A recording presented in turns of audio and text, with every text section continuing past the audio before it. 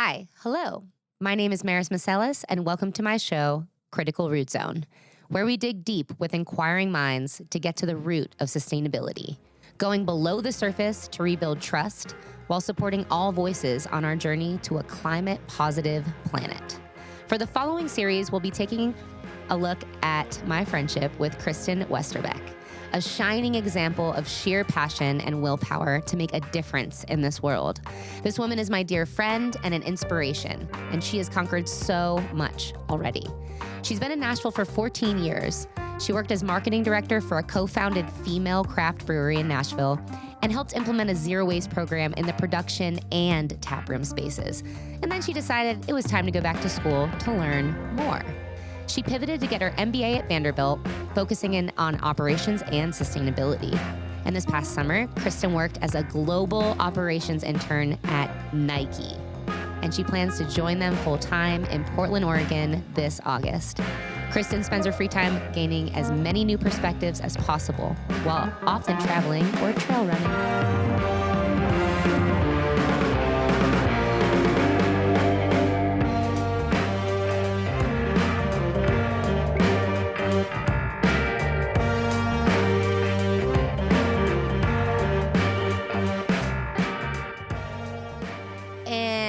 Welcome back to the Critical Root Zone. I'm Maris, and I am back with my beautiful, lovely friend, Kristen Westerbeck. Welcome back. Thank you. Good Welcome to be back. Yeah, we took a short break. No, I'm just kidding. We did.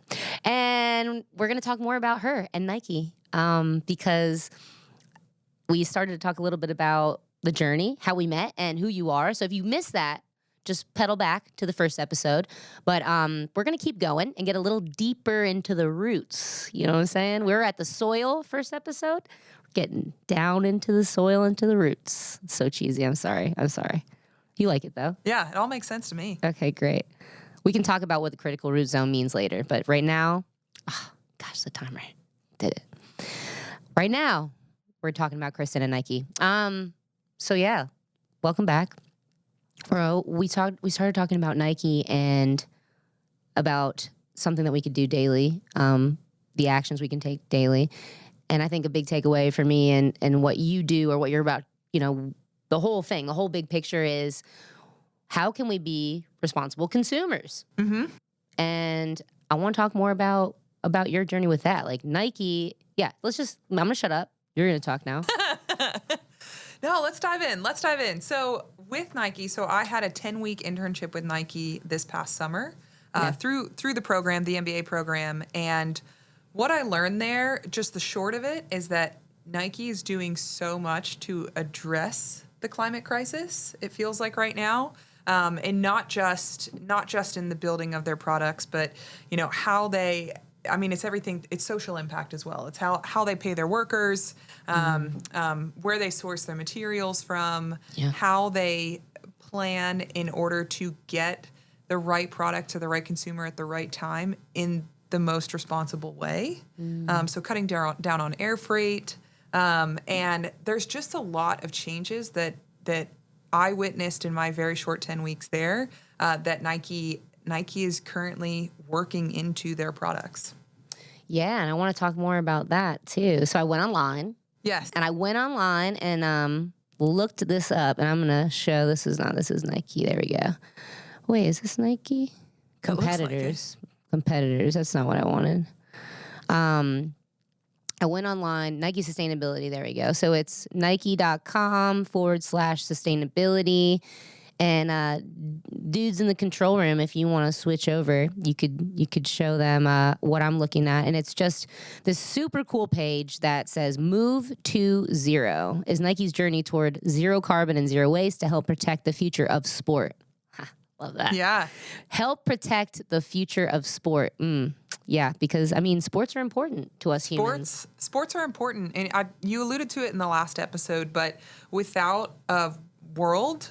we don't have business, and we definitely don't have sports. Right. So I think makes sense. I think Nike very much has grasped this respect the planet, protect the planet in order to have fun. And those, fun competition is fun, sports are fun. Yeah. And they truly understand that. So that's what Move to Zero is. Are there specific people that because I think I read a little bit how Nike was started in Oregon. Was his name Phil? Yeah, Phil Knight. Phil Knight.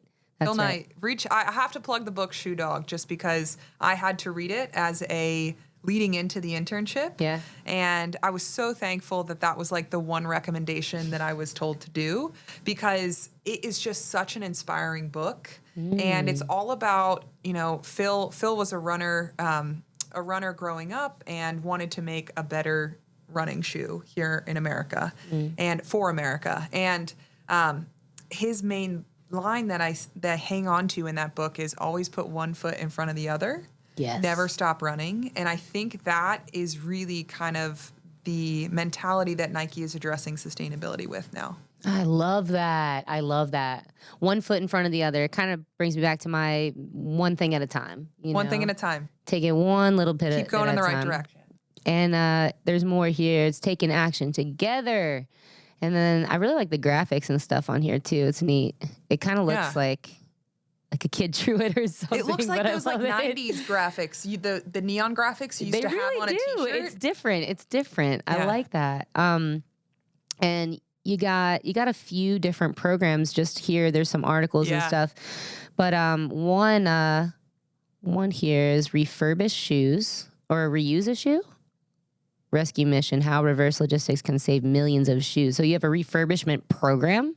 Yeah, there are, I believe, I wasn't involved in this specific part, but Nike is doing a lot to address those sneakers that are worn once or twice and then returned. A lot of other companies kind of mark that as damaged goods. Right. And Nike is really working on creating a circularity program in order to make sure that that shoe does not go into the waste, in the trash. I mean, is that really what happens, you think? Like, for damage can be anything. Damage could be anything. Damage could be the way that it fits a consumer. You know, if you have a wider foot and you order a narrower shoe and then you return it, a lot of companies don't really have they don't really have a program set up to get that shoe back on the shelf. And they're not putting it on the shelf. They're not, like as new, I guess, right? Yeah. Because it's been worn or it's because something's been taken happened out of to the it. store.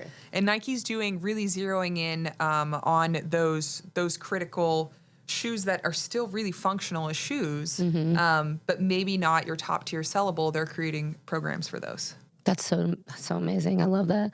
I mean, that's so important. That's one of the most important things is that as Americans, I feel like we get something, we don't like it, just give it back. But like, where the heck does that go? Nobody knows. I mean, I would hope that there's somebody else getting that shoe, but you never know. But Nike's making sure that they're getting that shoe. Yep. We got packaging, cutting packaging in half. I know that's a huge thing. I mean, think about all the boxes and shipping, and that was part of like your internship. You kind of had like an experience that.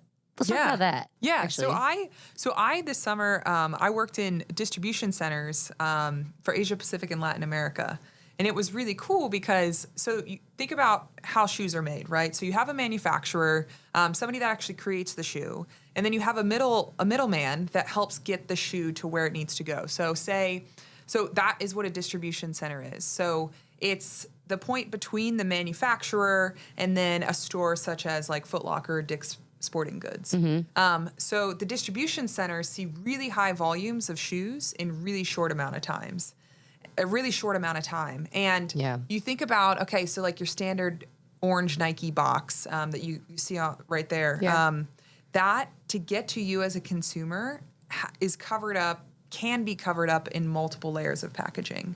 So there is packaging that is used to even get it to the store where you're going to purchase it. Right. So I think, what my internship did is it addressed a bit more of that process and worked on reducing some of that packaging. I mean, the smallest thing, right? And that saves millions of dollars. Yeah. Because you don't have to spend money on that material anymore. Exactly. You save that money, but then you also too, it makes, when you find the right solution to that problem within the distribution center, it makes the process go so much quicker. So at that time too, you're saving workers' backs. Like you're cutting down on hours that people need to work because you have more efficient processes. So it's not just about materials. It's not just about money. It's about efficiency and creating better solutions for these problems. Efficiency. It's so logical.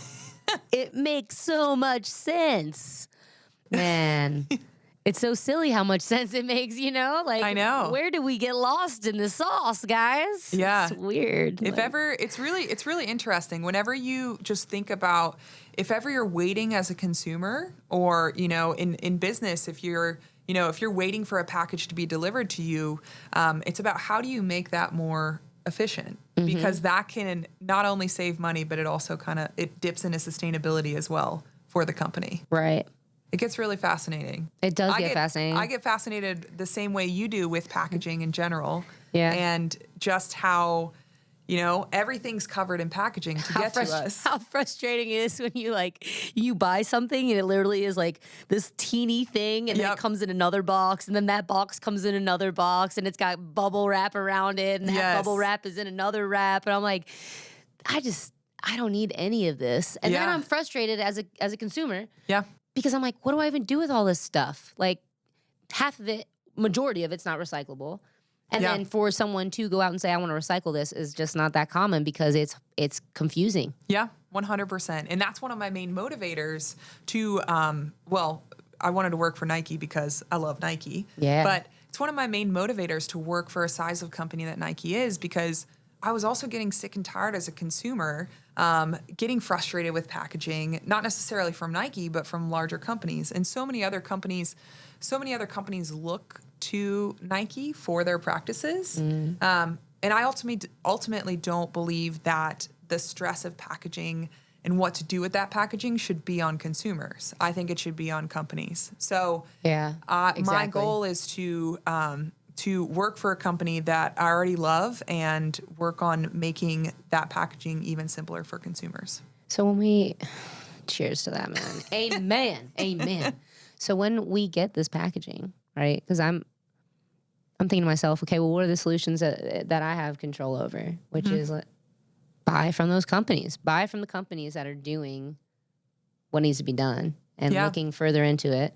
But let's say the average bear out there isn't really looking into researching, right? Yeah. I mean, how do we even have faith in that process anymore? Like, when you're getting all that packaging, what do we do? Yeah. Right? What do we do?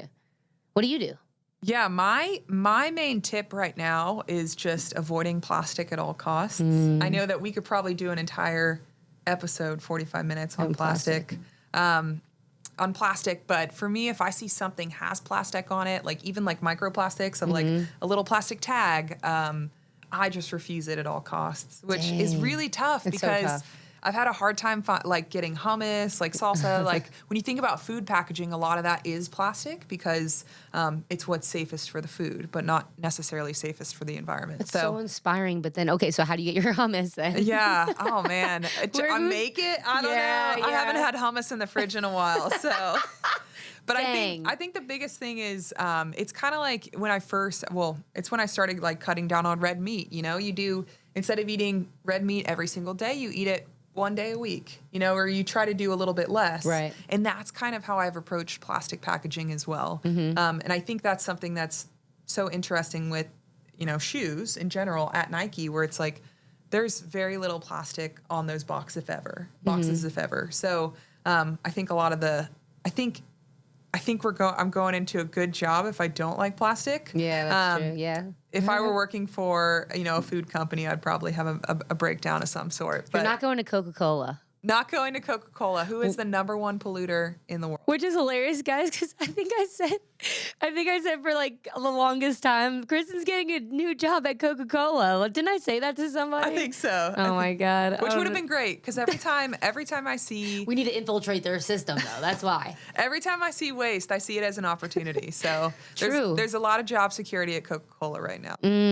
Okay, we're going to pull this in, because I just had this conversation with somebody that was, he's a good friend of mine, and he was really frustrated moving back home. His dad is sick, right? And he's going to be with him. And his life, he's an engineer, and he makes bikes. I mean, some of the best bikes in the whole world. It's called Specialized. And he was talking to me about just how he wasn't as excited to be going back home, because he's been around all these amazing people with just the conversation he's had, and the things he's learned, and the people you surround yourself with, right? That's your direct influence. But sometimes you have to be the influencer, right? Yeah. So we just had this really deep convo, and it was beautiful because he ended up talking to me later about it and just saying, hey, that meant a lot, what you said. And what I said was, sometimes you have to stay in those places or go the places that it needs help the most. Like, they need your perspective. They need your knowledge, what you've learned. They need that. Yeah. People need that. So if you're looking to have the conversation, you can inspire other people to think differently about what's going on. Yeah. It gets real complicated when you talk about polarization and, I mean, just, the left or the right or the blue or the red. And you're like, man, I just want to talk about facts, man. What are the facts, and how do we fix them, or how do we begin to fix them? So just a little plug in there. I just want to say, you are the influencer out there. So, I mean, whatever you hear and learn on this podcast, I hope that you take it and use it out in the world. So, I mean, what can you do? You can buy from companies that are doing the right thing. You can research. Nike has a whole section of their website dedicated to sustainability, and it's pretty awesome. So I encourage people to go out there and think about what your favorite company is, right? And go see if they have a sustainability page. Go Google them, see what they're doing about sustainability, and if they're not doing jack, then maybe you need to write them an email. Yeah, I would ask them why not. I would ask them why they are not caring about it. I used to think that was like an extra step that really didn't matter, but man, if everybody did that, if you all posted something on social media about it, or if we all did that, it would definitely make a difference. I believe that wholeheartedly. So now I'm going back, guys, to stay tuned for the next episode with Kristen, where we're going to talk about actually some really interesting things that I've never heard about before. Scope 1, 2, and 3. That's the plug. If you don't know what that is, you won't know until you listen to the next episode. There's the cliffhanger, y'all. And as usual, I would love to hear from you. So criticalrootzone@gmail.com. If you have any questions for me or thoughts, want to share your story, I would love to hear from you. All are welcome. And until next time on CRZ, just remember, together we can do anything. We got it now. We got it.